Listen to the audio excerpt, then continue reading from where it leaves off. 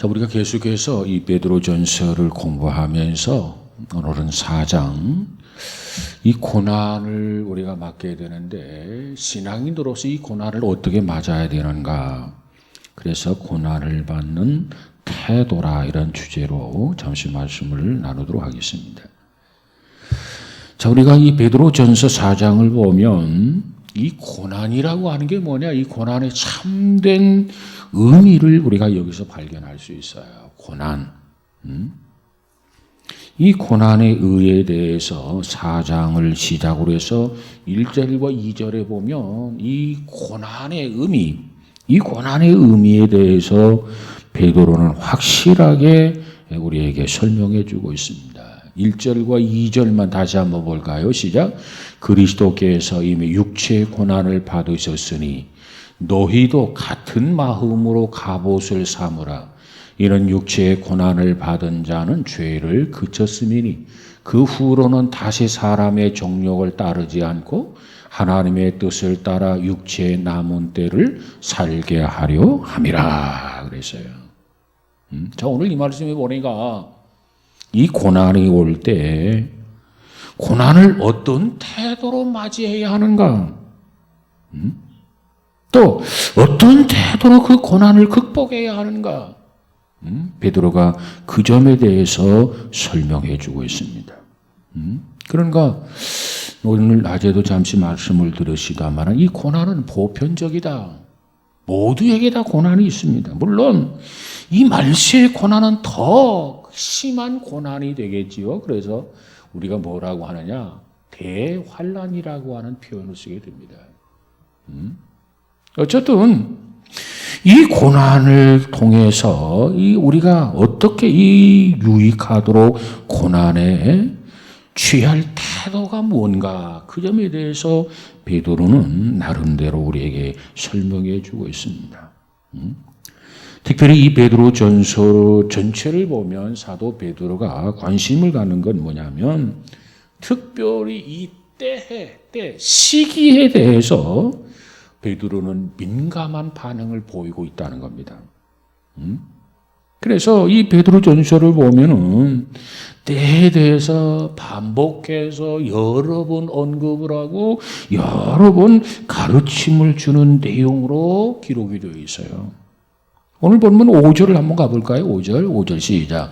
그들이 산자와 죽은 자를 심판하기로 예비하신 이에게 사실대로 구하라 그랬어요.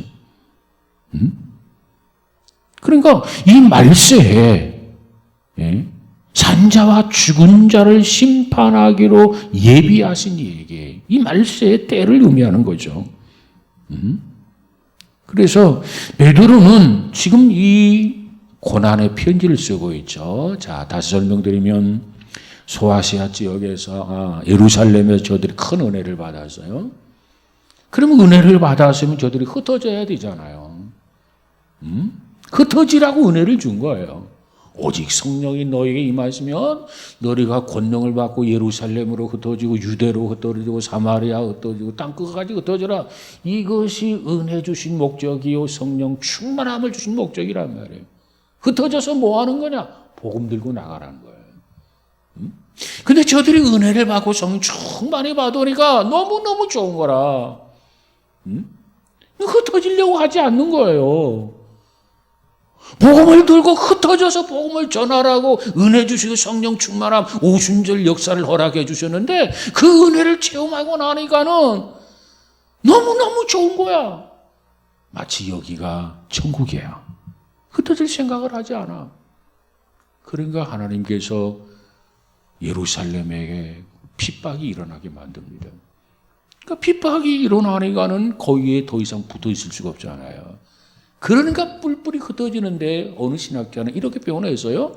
우리가 콩을 한 주먹 가지고 딱 던지면 콩이 쫙 흩어지는 것처럼 그렇게 비유를 했어요. 예루살렘에 핍박이 오고 박해가 오고 고난이 오니까 저들이 예루살렘에 좋기는 좋은데 모여 살 수가 없는 거야. 그래서 소아시아 지역에 흩어져서 이제는 퍼지는 거죠. 근데 그곳에 가면 그곳에는 고난이 없느냐? 그곳에도 역시 고난이 있었다는 거예요.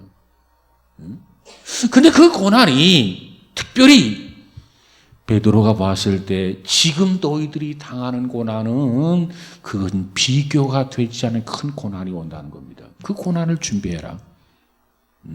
그래서 그 고난을 준비케 하기 위해서 베드로 전서가 기록된 겁니다.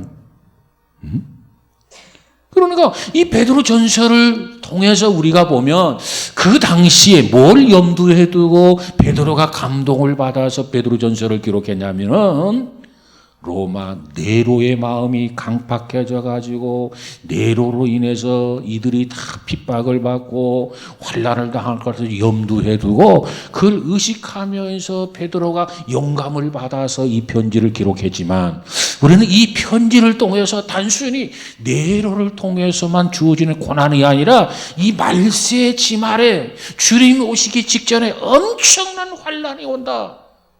그 환난을 우리는 생각하면서 고난을 받을 때 어떻게 반응을 보여야 할 건지, 고난 속에서 어떻게 태도를 보여야 할 건지, 어떻게 그 고난을 이겨내야 할 건지 그것은 우리가 적용을 해야 됩니다.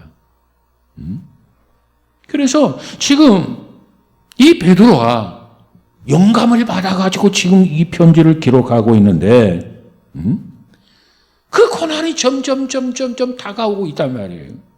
그런 상황에서 베드로 전서를 기록하게 된 겁니다. 자, 오늘 본문 11절을 한번 가볼까요?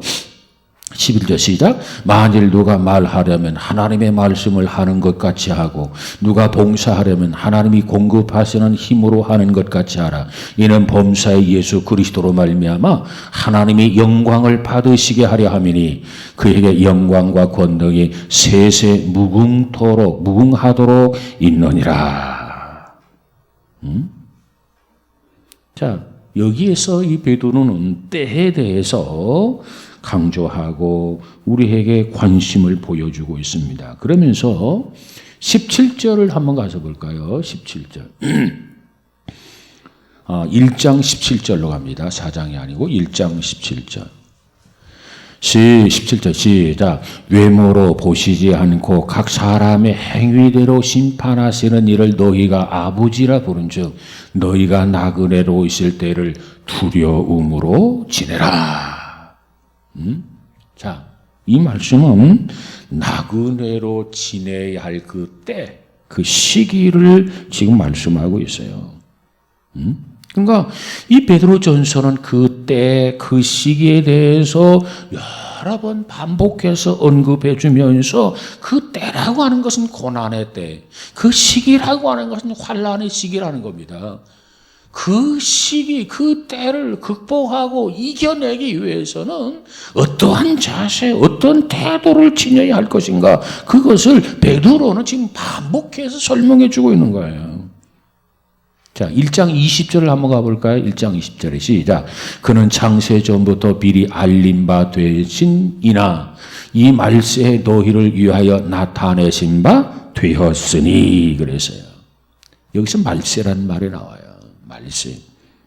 말세란 언제를 말합니까?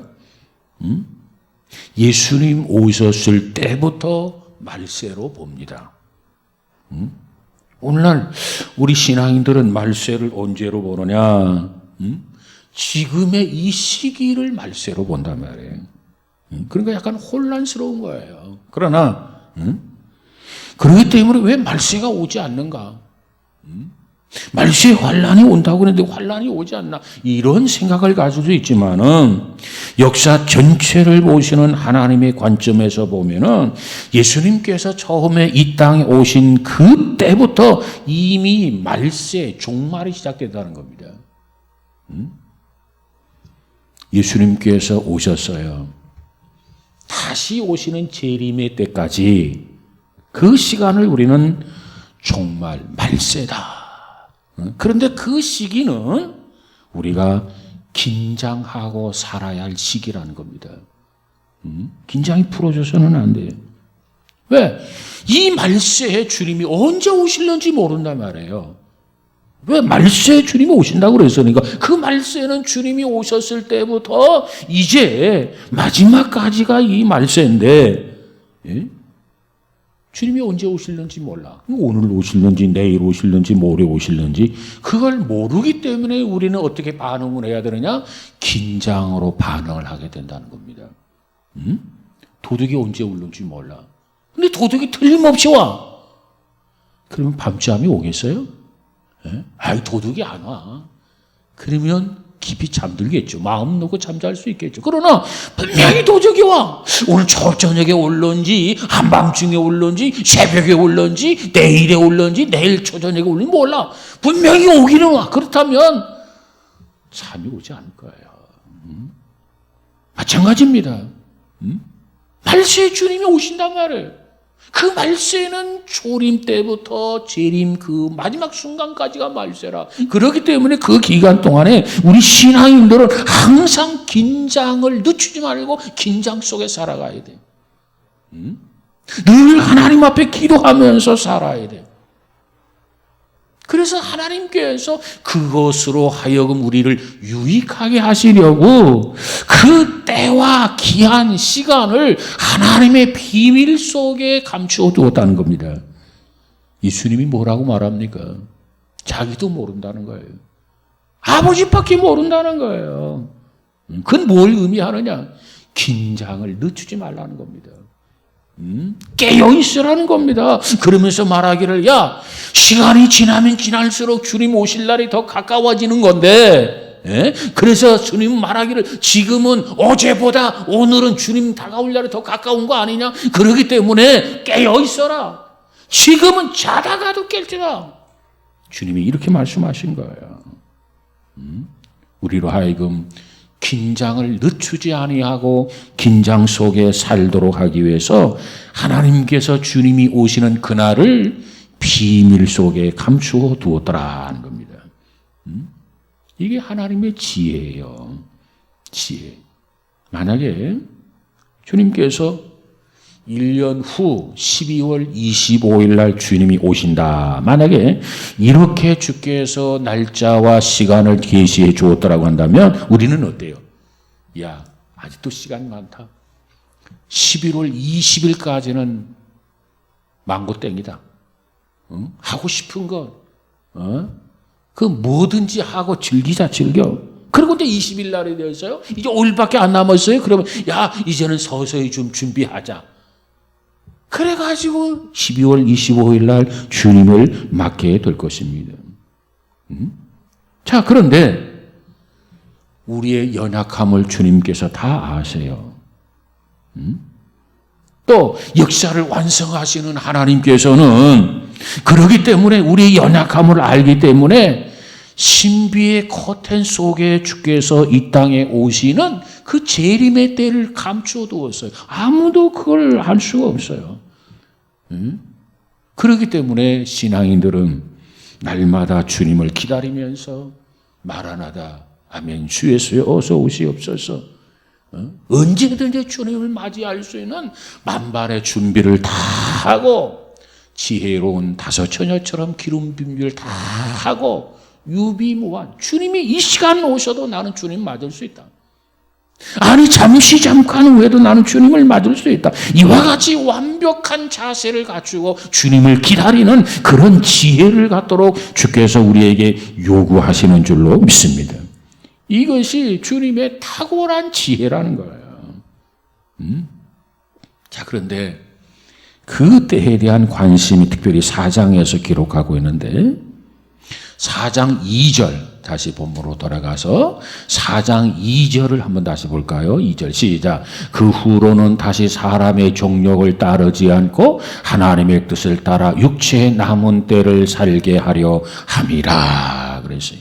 자, 육체의 남은 때 관심을 가지시기 바랍니다.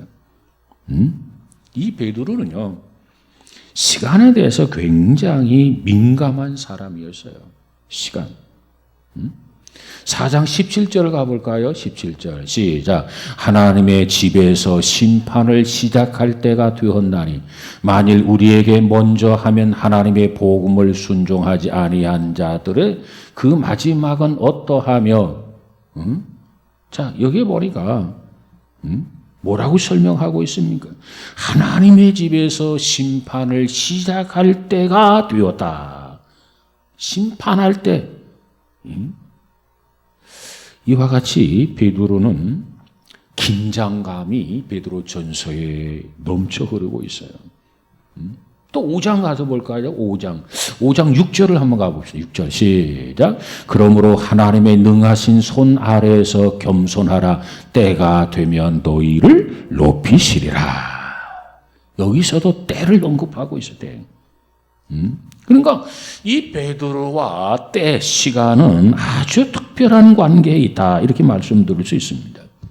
그러면 이 베드로가 언제부터 때, 이 시간에 대해서 관심을 갖게 되느냐? 성서학자들은 이렇게 이야기합니다.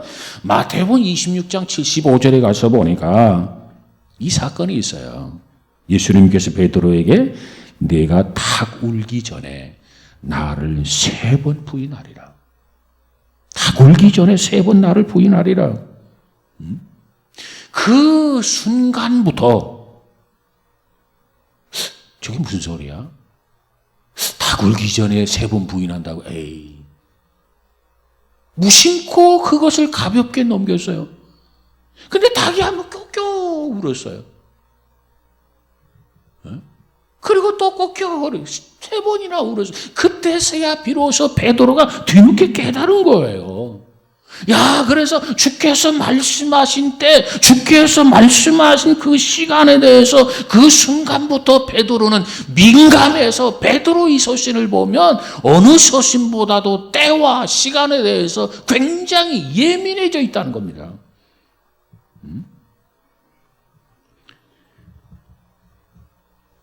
지금 베드로는 조금 후에 이제 어떤 일이 벌어지냐면 네로 황제가 불을 지르게 되잖아요, 로마에. 그리고 시 한 편을 이렇게 읊잖아요. 그리고 나서 여론이 안 좋으니까 기독교인들이 불을 질렀다 기독교인들에게 모든 것을 뒤집어 씌우잖아요.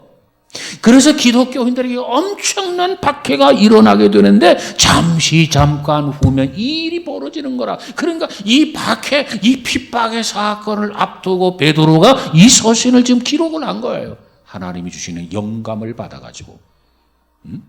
이전에 경험하지 못했던 고난이 올 텐데, 이 고난에 처하게 될 텐데, 저들이 이 고난 속에서 어떻게 해야 살아남는가?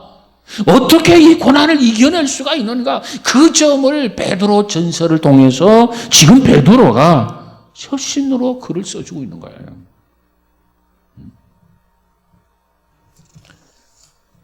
점점 다가오는 박해의 그림자. 그래서 베드로는 그 부분을 기도하면서 어떤 태도, 어떤 자세로 고난을 직면해야 되는가? 그리스도인들을 향해서, 흩어져 있는 그리스도인들을 향해서 이 영광스러운 메시지, 힘이 되는 메시지, 희망이 되는 메시지를 저들에게 전하고 있는 것입니다. 자, 그러면 고난이 올 때 우리는 어떻게 해야 합니까? 어떤 태도를 지내야 됩니까? 특별히 우리는 본문에서 고난이 올 때 4가지 태도를 도출할 수 있습니다. 4가지 태도. 첫 번째, 고난이 올 때 우리의 태도는 죄에 대한 태도가 분명해야 돼요. 고난이 올 때 우리는 죄에 대해서 어떤 태도를 취해야 되느냐? 아니, 죄와 고난과 도대체 무슨 관계가 있는가? 이렇게 의문을 제기하는 사람도 없지 않아 있을 수 있습니다. 여러분, 우리에게 어떤 고난이 오면 그 고난 그 자체도 문제지만은 문제는 그 고난 때문에 우리가 죄를 짓는다는 거예요. 고난 때문에 하나님을 멀리한다는 겁니다. 고난 때문에 하나님을 등지게 된다는 거예요. 그래서 죄가 되는 거죠. 그러니까 고난과 죄는 무관한 게 아닙니다. 상당한 관계가 있는 거예요. 그래서 이 고난을 언급하면서 베드로는 이 죄에 대한 태도를 분명히 가지라는 거죠. 고난이 올 터인데 그 고난을 통해서 고난 속에서 죄를 지으면 안 된다. 그 고난 속에서 우리는 죄를 짓는 것이 아니라 고난 속에서 하나님의 뜻을 알고 하나님의 뜻을 이루어야 된다. 이게 베드로의 메시지예요. 이것을 지금 베드로가 강조하고 있단 말이에요. 자, 오늘 본문을 좀 더 살펴보면 1절 이하 3절 말씀까지 보면은 이 세 가지 태도로 요약할 수 있어요. 고난 속에서 죄를 짓지 말아라. 어떻게 하면 고난 속에서 죄를 짓지 않는가?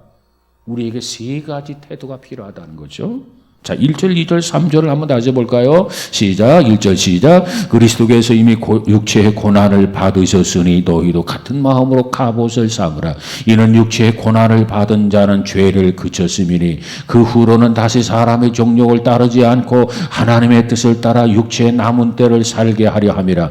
너희가 음란과 정욕과 술취함과 방탕과 향락과 무법한 우상 숭배를 하여 이방인의 뜻을 따라 행한 것은 지나간 때로 족하도다.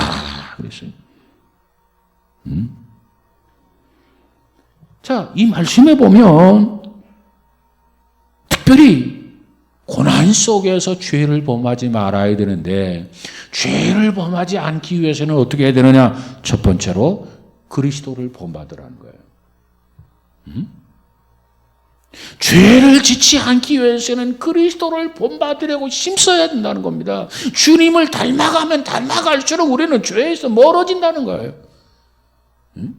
근데 주님에게서 가까워지는 것이 아니라 주님에게서 멀어져. 그럼 어떻게 돼? 죄에서 가까워지는 거죠. 그래서 오늘 본문에 보니까 같은 마음으로 갑옷을 삼으라. 이는 육체의 고난을 받은 자는 죄를 그쳤습니다. 그랬어요. 여러분, 우리는 무엇보다도 특별히 고난 속에서 죄를 범하지 않기 위해서는 우리가 해야 할 일이 뭐냐? 그리스도를 본받으라는 겁니다. 그리스도께서 이미 우리를 위해서 이미 육체의 고난을 받으셨으니 그래서요. 주님이 우리를 위해서 고난을 받으셨어요. 그래서 주님은 우리의 구주예요. 주님은 우리의 주인이세요. 자, 이와 같은 주인이신 우리의 구주이신 그리스도도 육체의 고난을 받으셨습니다. 이미 받았어요. 이미 십자가를 지셨어요.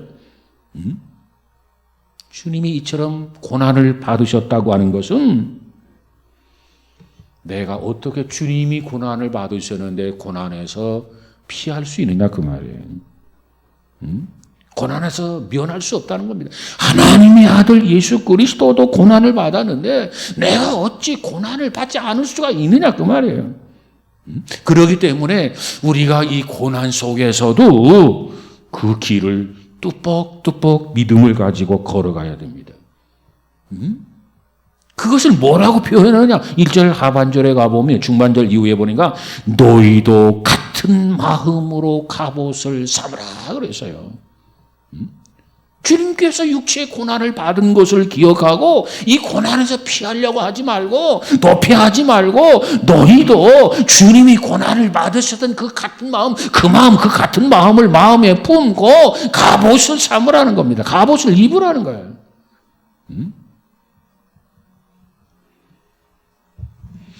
여기서 말하는 너희도 같은 마음으로 갑옷을 삼으라. 이게 무슨 소리일까? 여러분, 주님께서 고난을 당하셨는데 아무런 준비 없이 갑자기 고난을 받으셨습니까? 아니에요. 제자들은 반복해서 강조하고 있었지만 알아차리지를 못해서. 그러나 주님께서는 그 고난을 충분히 미리 준비했어요. 그리고 마지막 날 저녁에도 겟세마네 동산에서 그저 땀방울이 빗방울이 되기까지 기도하면서 짜내면서 주님께서 기도하셨어요. 할 수만 있으면 이 잔을 내게서 지나가게 하옵소서. 그러나 내 뜻대로 마옵시고 아버지의 뜻대로 하소서옵소서. 주님은 이와 같이 고난을 준비해서 다 이루었다. 모든 것을 다 극복한 거예요. 그와 같이 너희들도 이 고난이 오는데, 지금으로서는 상상하지 못하는 엄청난 고난이 오는데 그 고난을 준비하라. 그 고난을 대비하라. 그래서 뭘 말하고 있느냐? 갑옷을 준비하라는 거예요. 갑옷을. 갑옷을 삼으라. 갑옷을 입으라. 이렇게 말씀하고 있죠. 갑옷이라고 하는 게 뭐예요?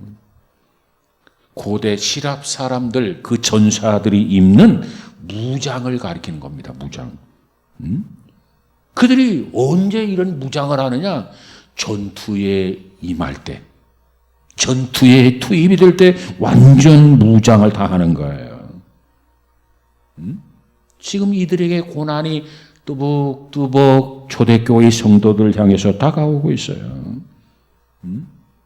환란의 회오리 바람이 점점 다가오고 있어요. 이 박해의 그림자가 점점 다가오고 있어요. 그렇기 때문에 준비하지 아니하면, 여기에 대비하지 아니하면 우리는 그 고난 속에서 죄를 범할 수밖에 없다는 거예요. 그래서 고난을 준비하라는 겁니다. 임전태세를 갖추라는 거예요. 유비무환하라는 거예요. 준비하라는 거예요.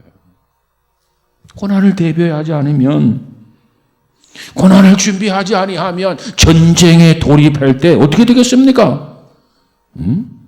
승리는 고사하고 보기 좋게 망신스럽게 패배를 당하게 되죠. 우리가 어떤 전쟁에 임하게 될 때는 그 태도가 매우 중요하다는 겁니다. 그 태도에 따라서 전쟁에 승리할 수도 있고 패배할 수도 있는 거예요. 그러면 우리는 어떤 태도를 가져야 하는가요? 고난의 마당에서, 고난의 전쟁터에서 우리는 어떤 태도를 가지고 이 전쟁에 임하는 것인가, 임해야 할 것인가, 이게 중요하다는 거예요. 왜? 그 태도가 승패를 결정하기 때문에 그렇습니다. 자, 그때 우리들이 가져야 할 마음은 그리스도를 생각하라는 거예요. 그분도 고난을 받으셨다. 그분이 어떻게 육체의 고난을 받았는가? 또 그 고난이 왔을 때 그분은 어떤 태도를 보였는가? 그 고난이 왔을 때 예수님께서 고난에 대해서 불평을 하셨습니까? 이 고난에 대해서 원망을 했습니까? 경솔하게 죄를 짓는 그런 과오를 범했습니까? 그 대답은 아니요. 나에게 다가오는 이 고난이 하나님의 뜻 가운데 온다는 사실을 주님은 아셨어요. 그렇기 때문에 어찌 보면 이 고난을 피하고 싶은 마음이 있어.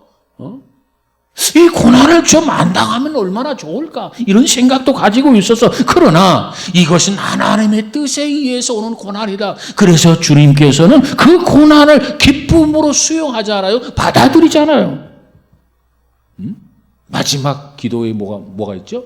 내 뜻대로 마옵시고 아버지의 뜻대로 하옵소서. 그리고 그걸 받아들인 겁니다. 그 다음에 또 하나는, 주님에게 이 고난은 주님 자신이 뭔가 잘못했기 때문에 찾아온 고난이 아니라 우리들이 지은 죄 때문에 주님에게 찾아온 고난이에요. 우리가 지은 죄 때문에 주님이 받으신 그런 고난이었습니다. 내 죄 때문에 예수님이 받으신 고난인데, 내가 어떻게 나에게 다가오는 그 고난을 우리가 피할 수 있느냐 말이에요. 어떻게 그 고난을 피하기 위해서 어떻게 그 고난과 타협하기를 시도할 수 있겠는가? 그런 생각을 아예 갖지 말라는 거죠.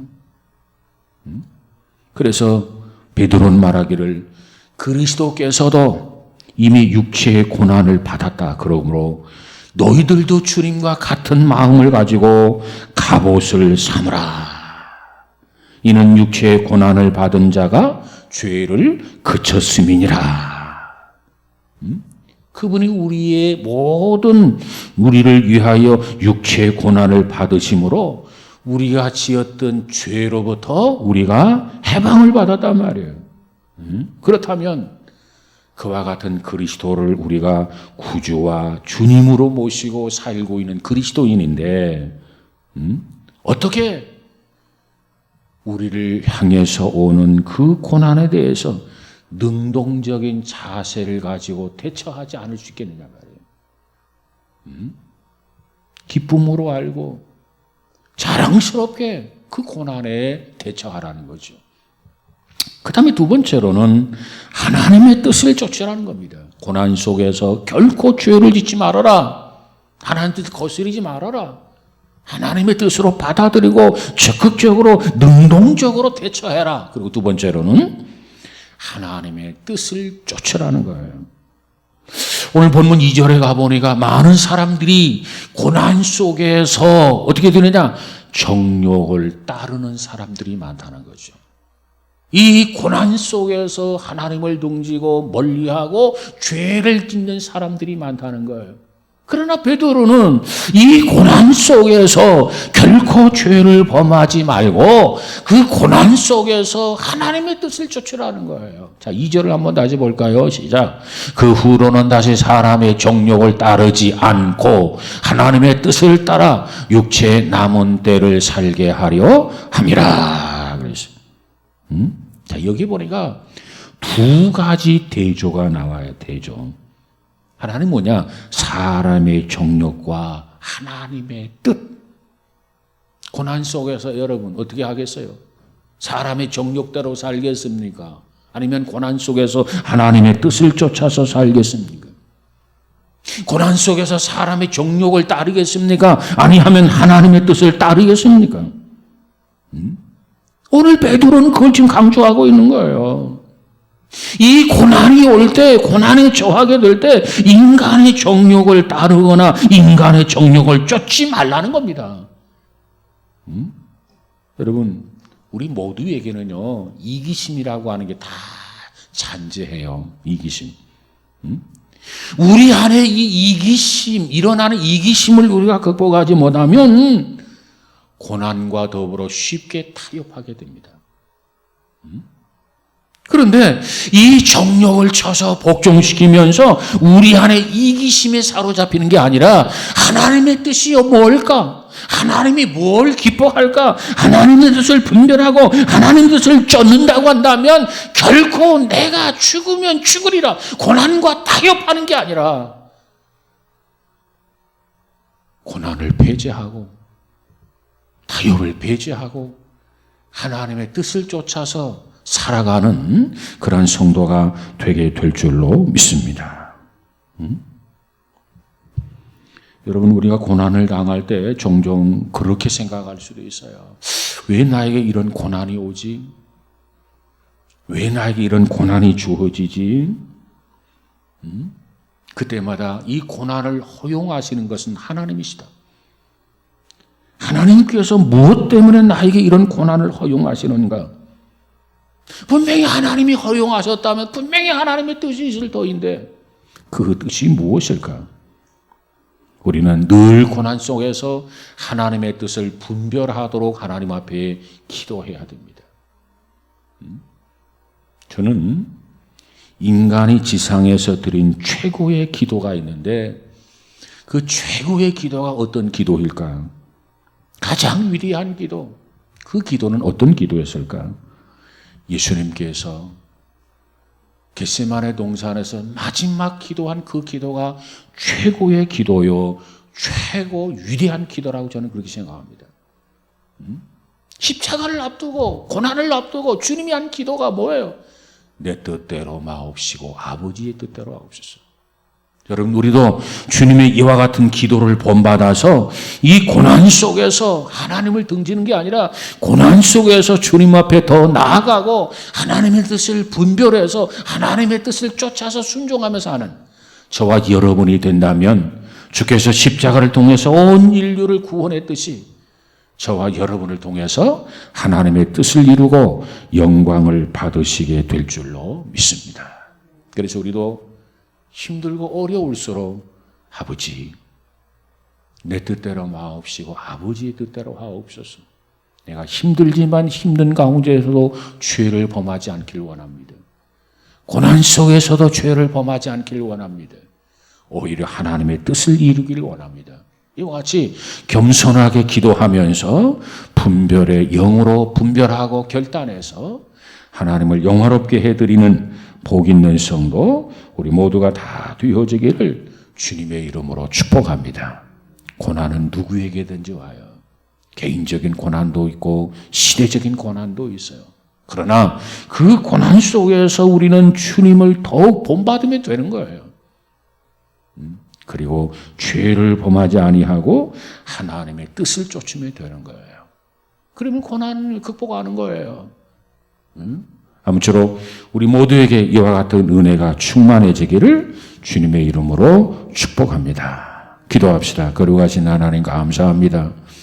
우리를 사랑하셔서 크고 작은 고난을 주시는데 그 고난을 놓고 기도하면서 주님을 멀리하는 것이 아니라 주님을 더 가까이 주의 뜻을 저버리는 것이 아니라 주의 뜻을 분별해서 순종하며 하나님의 뜻을 이루어갈 수 있는 우리 모두가 되어지게 하옵소서.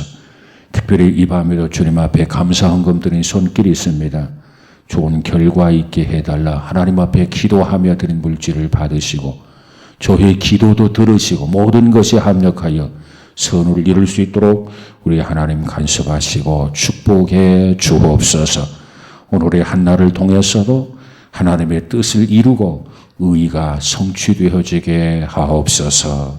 예수님 이름으로 기도하옵나이다. 아멘.